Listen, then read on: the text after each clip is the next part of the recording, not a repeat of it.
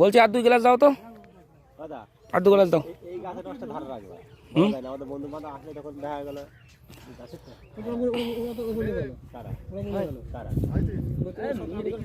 দাও দাও তাড়াতাড়ি দাও, বেরিয়ে যাবো। 2 গ্লাস দাও, তারই খাই এই বছরে প্রথম।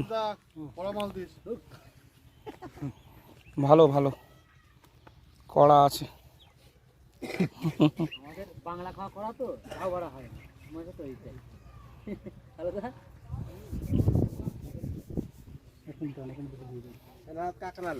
নাহলে তো ভাই দেখ গ্লাস আর একটা গ্লাস বার কর, দুটো লাগবে। দাও। বছরে একবার হয় তা